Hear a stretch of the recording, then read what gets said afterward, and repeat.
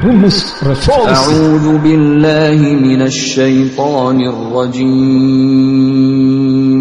Bismillahirrahmanirrahim. Innallaha la yughayyiru ma biqaumin hatta yughayyiru ma bi anfusihim. Sesungguhnya Allah tidak merubah keadaan sesuatu kaum sehingga mereka merubah keadaan yang ada pada diri mereka sendiri. Bahkan itu akan tercapai jika kaum muslimin menguasai rumus mudah memahami Al-Quran sehingga mengetahui tangga kejayaan dan tebing kehancuran. Rumus tangga kejayaan dan tebing kehancuran. Rumus kekuasaan. 1. Kehidupan yang baik sebagai surga dunia berupa kesejahteraan, melimpahnya berkah sebagai negeri terbaik merupakan kabar gembira bagi umat manusia. Kenikmatan tersebut adalah karunia dan rahmat dari Allah yang dapat dirasakan ketika kaum muslimin telah melaksanakan 2. Syariat agama yang bisa diterapkan ketika 3. Kekuasaan berada di tangan orang-orang yang beriman dan beramal saleh yang dapat dicapai setelah mendapatkan kemenangan.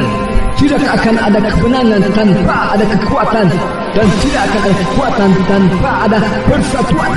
Persatuan tercipta apabila rela berkorban demi Allah dan Rasulnya dengan mengorbankan diri setiap golongan atau organisasi untuk bersatu padu lampu. Kesadaran akan hadir bersama keikhlasan sehingga dapat memurnikan ketaatan kepada Allah agar dapat mengalahkan nafsu egois yaitu cinta dunia dan takut mati sebagai bisikan setan dan jenis jin dan manusia. 9. Sebagai generasi baru, kewajiban kita adalah mengingatkan supaya tidak lagi mengalami kekalahan. Kekalahan terjadi karena kaum muslimin hobi berbantah-bantahan yang menyebabkan hilang kekuatan. Hilangnya kekuatan ini merupakan akibat buruk ketika kita bercerai-berai yang merugikan umat Islam khususnya dan umat manusia secara umumnya, sehingga kekuasaan setan yang mengendalikan dunia dan memimpin negara-negara Islam tetap memaksakan kehendaknya dengan menerapkan sistem karya manusia dengan menciptakan tandingan-tandingan selain Allah berupa kata-kata indah yang berlimpah. Semua itu sebagai penyebab kehidupan yang sempit, penderitaan, kegelisahan dunia dan akhirat sisa yang sangat berat. Kehidupan yang baik berupa kebajikan, kesejahteraan dunia dan akhirat dan menguasai negeri timur dan barat serta akan dihilangkannya segala beban hidup yang ada bagi hamba-hamba pilihan sebagai hasil kerja keras merubah keadaan dirinya menjadi umat terbaik. Situasi yang indah tersebut merupakan anugerah karena ketaatan penduduk suatu negeri jika beriman dan bertakwa sehingga Allah akan melimpahkan berkah di langit dan di bumi. Itulah suatu keadaan yang diimpikan oleh semua umat manusia. Di masa ini berlimpah dan mudah didapatkannya segala sesuatu yang dibutuhkan, sehingga suasana ini menjadikan keindahan yang nyata dan bukan lagi impian, serta mendapatkan segala yang diinginkan. Semua itu merupakan rahmat dan karunia dari Allah atas pahala bagi yang mengerjakan amal saleh. Mengerjakan amal saleh yang kekal di sisi Allah adalah 1. Taat dan patuh kepada Allah dan Rasulnya sebagai suri tauladan. 2. Berlomba-lomba dalam kebaikan dan ampunan untuk menggapai surga.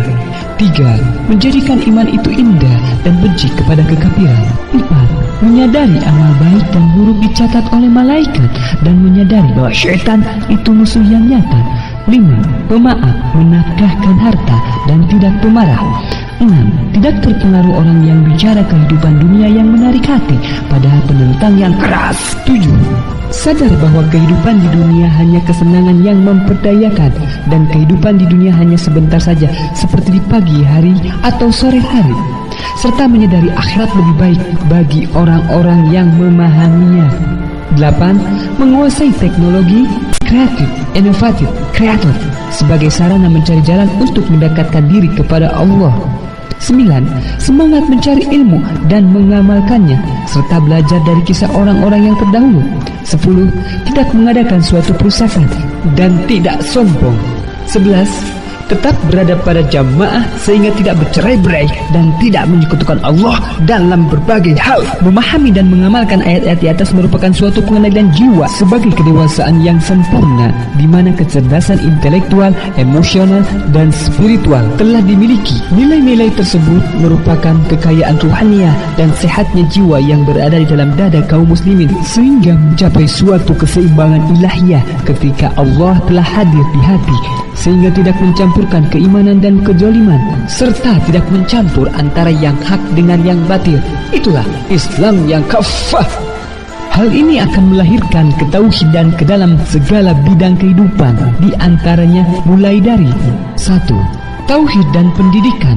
Allah Subhanahu wa Ta'ala berfirman, bacalah dengan menyebut nama Tuhanmu yang menciptakan. Bacalah Al-Quran yang menjelaskan segala sesuatu.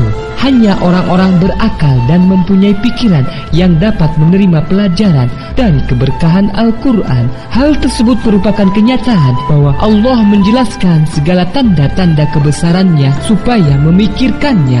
2.